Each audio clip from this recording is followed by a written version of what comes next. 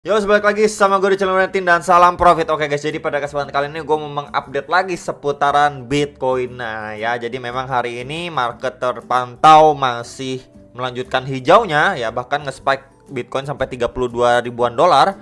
Dan kita lihat juga disusul dengan altcoinnya juga yang sudah mulai menghijau ya dari kemarin nih teman-teman. Dan Cardano juga lumayan gede juga nih naiknya tuh ya, 23%-an lebih lah ya si Cardano ini, mantep. Oke, jadi langsung aja, ini diawali untuk USD dominance time frame 4 jam seperti biasa yang kemarin juga sudah saya bahas di video Bitcoin saya yang kemarin ya. Jadi memang overall dia sideways di antara range box warna merah dan box warna kuning ini ya. Ini adalah resisten kuatnya, and then ini adalah strong supportnya. So sekarang ini yang perlu kita perhatikan, dia memang sudah terbreakdown dari box warna kuning ini. Dan ini adalah next targetnya dia ya, di box warna hijau ini. Dia hampir nyentuh teman-teman di sini. Dia hampir nyentuh di box warna hijau ini di kisaran 5,74 sampai 5,77%, dan sekarang mendapati bounce atau rebound kecil lah ya. Dia rebound kecil, kita lihat untuk Bitcoinnya koreksi kecil nih. Tuh ya, kita lihat tuh untuk si Bitcoinnya koreksi ya. Jadi memang berlawanan lah. Oke, jadi perlu sekali diperhatikan kalau misalkan let's say dia ini lanjut untuk penguatan ya, kemudian dia mampu break dari box warna kuning ini ya, kemudian dia retest, hitungannya ini adanya potensi untuk dia bisa lanjut rebound. Cuman kalau memang dia sekarang ini udah terbreakdown, kalau misalkan skenario yang sebelumnya itu berarti kita akan lihat untuk si Bitcoin itu glosor lagi. Cuman kalau sekarang kita lihat ini untuk skenario berbeda. Kalau misalkan dia drop seperti ini, kemudian dia mantul dikit, hitungannya retest, dan di sini dia nggak mampu break atau ya istilahnya ngelewatin box warna kuning ini ya atau oranye ini berpotensi untuk dia bisa drop lebih dalam lagi. Ya kalau misalkan jebol box warna hijau ini jebol ya, ini kisaran 5,74 sampai 5,77%. Ini jebol, next target itu di kisaran berapa nih? Garis putus-putus ini teman-teman. Ini di sekitaran garis putus-putus merah ini ya. Ini di kisaran 5,57 sampai kisaran sini. Ya, 5,67%. Ya, jadi kalau misalkan box warna hijau ini jebol, next area ini target di antara garis putus-putus warna merah dan garis warna hijau ini, teman-teman, yang menjadi next targetnya. So, kalau ini yang terjadi, maka kita akan melihat untuk si Bitcoin masih bisa meneruskan penguatannya kembali ya. Kalau misalkan ini terjadi, maybe Bitcoin itu bisa ke kisaran 33 sampai 34 ribuan dolar. Oke, jadi ini yang perlu diperhatikan untuk skenario yang ini. Kemudian skenario berbeda adalah yang tadi ya, ketika dia mampu break ya, kemudian hitungannya dia retest sebentar. Dia retest, di sini retestnya kuat, and then dia melanjutkan penguatannya. Nah, kalau misalkan seperti ini, maka bersiap untuk si Bitcoin bisa lanjut melosor. Oke, itu yang perlu diperhatikan.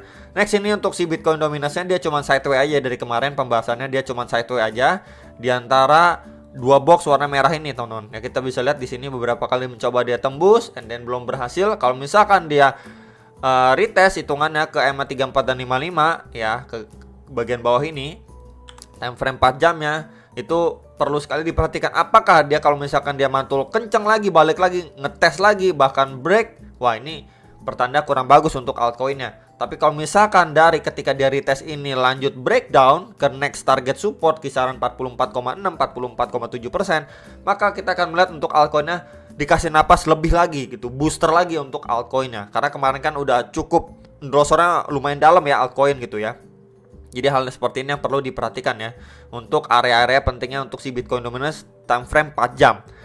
Next, ini untuk Bitcoin weekly. Nah, jadi memang di beberapa pembahasan video Bitcoin saya secara weekly time frame sudah saya sampaikan juga, memang ada kemungkinan untuk terjadinya bullish candle, dan sekarang memang adanya bullish candle secara weekly. Cuman berhati-hati aja teman-teman ya, ketika memang dia melanjutkan penguatannya at least seminggu ke depan, area berapa yang perlu diperhatikan ya. Kita bisa perhatikan untuk dari tarikan swing high di sini ke swing low yang di sini ya, maka kita akan mendapati beberapa golden ratio untuk Fibo ya, 0,6, 0,5 dan 0,3. Ini di kisaran 34.800, 37.000 dan di 39.900 dolar. Cuman yang menjadi concern saya pribadi ya, itu adanya di antara retracement 0,3 sampai 0,5, itu di sekitaran 34.800 sampai 37.000 dolar. Jadi range area itu yang sudah saya tandain dengan box warna merah ini, teman-teman.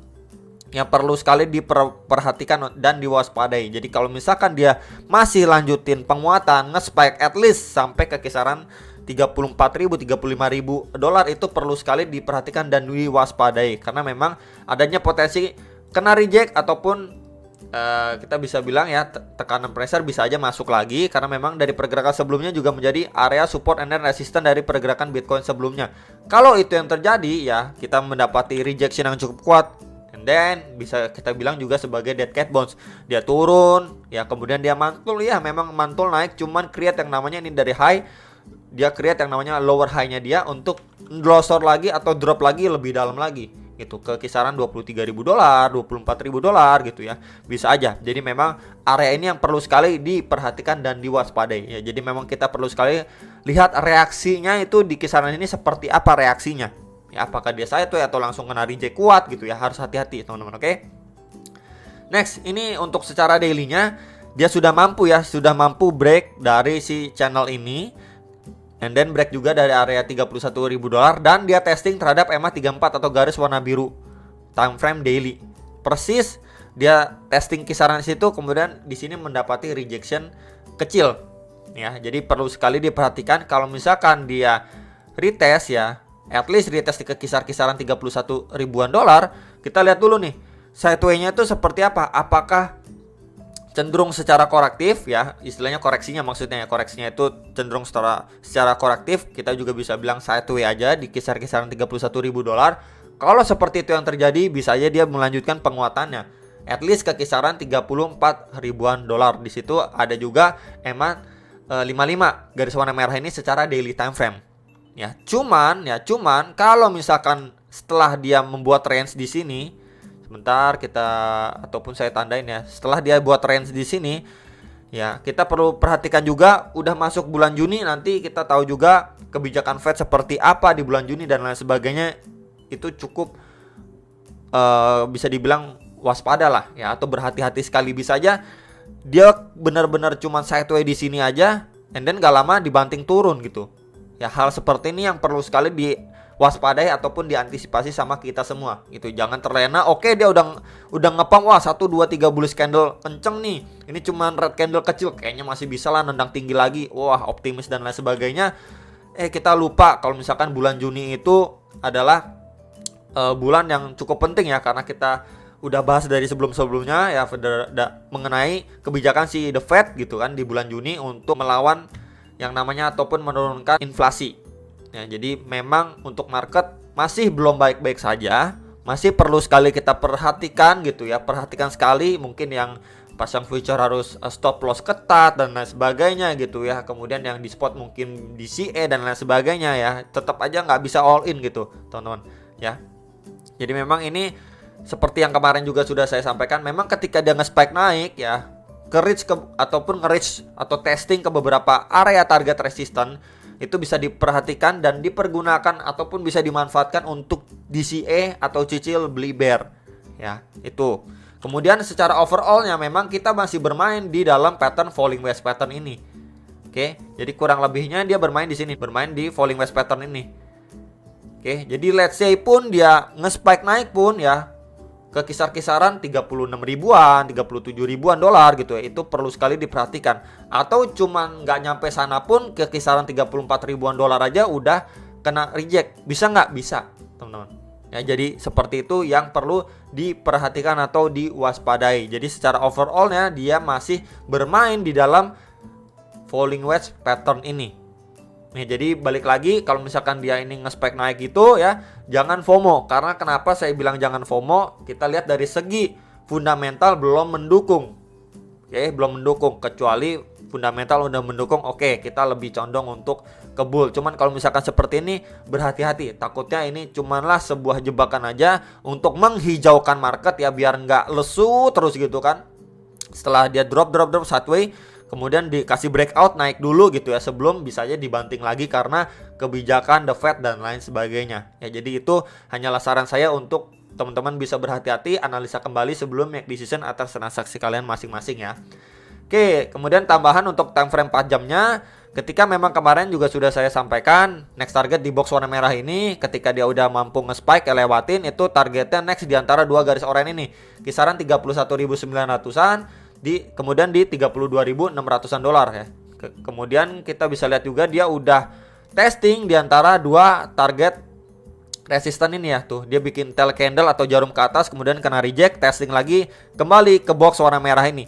So kalau misalkan dia retestnya kuat, masih adanya possible untuk dia testing kembali ya ke zona atasnya ini. Oke, kalau misalkan zona atas ini dia mampu break ya, next target ke kisaran 34 ribuan dolar yang tadi sudah saya sampaikan sama teman-teman sekalian. Ya, jadi memang perlu sekali diperhatikan ketika memang posisi sekarang dia retest ya, apakah nih retestnya kuat ya, ataupun malah lanjut ngelosor. Kalau misalkan dia drop lagi ya, retestnya nggak kuat, dia lanjut ngelosor lagi, next target adalah box warna hijau bawah ini. Ya, yang sebelumnya di resisten, and then diubah menjadi support. Ini di kisaran 30.500-an sampai 30.700-an dolar. Ya, jadi itu dulu yang perlu diperhatikan sama teman-teman sekalian secara time frame 4 jam ini ya. Ini time frame 4 jam, ini daily, kemudian ini weekly untuk si Bitcoinnya. Itu aja dari saya teman-teman, semoga bisa bermanfaat dan sampai jumpa untuk next video sama profit.